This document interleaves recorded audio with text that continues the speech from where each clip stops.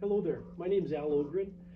I've always thought of myself as a Christian, but I kind of had a pocket Christian. I'd pull God out of my pocket if I had an issue, and I'd pray to Him, and I'd get through it, and then I'd move back on, and life would be good. I wasn't walking with the Lord. I was very self-centered. I was doing what I thought I needed to do, and I was happy that way. When I was in my early 30s, my sister passed away. And the day before she died, she said, I think I died last night. And I'm thinking, what? Really? And my other sister said, what was it like? And she said, it was just crazy because I felt like I was lifted up and all my pain went away and I was warm and I was comfortable. And I had this voice talk to me and said, do you want to stay or do you want to go? She said, I thought about it for a couple of minutes and then she said, I think I'd like to stay a little longer. And she said, as soon as she said that, just snap. All the pain came back. She felt like she got dropped down and she was back.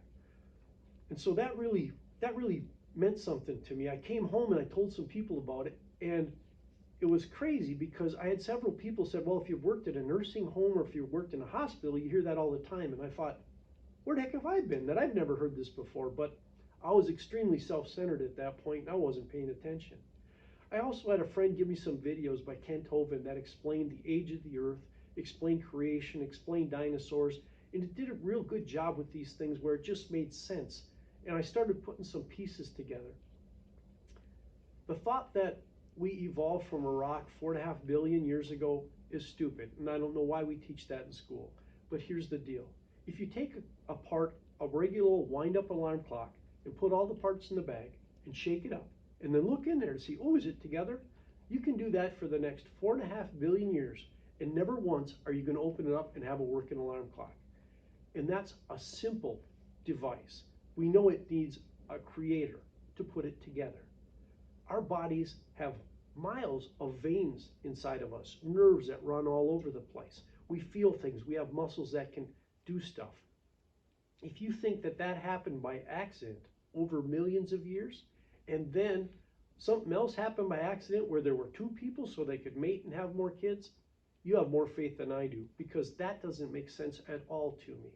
So when I started putting these things together, I started to realize that there was a God.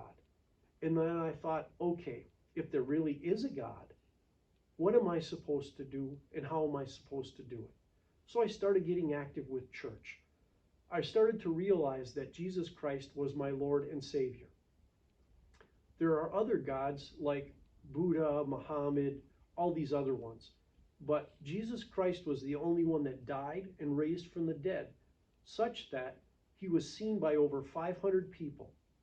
Then his 12 disciples were totally okay dying for his cause because they knew that it wasn't about death. Once they died, they were going to heaven and they reached their reward.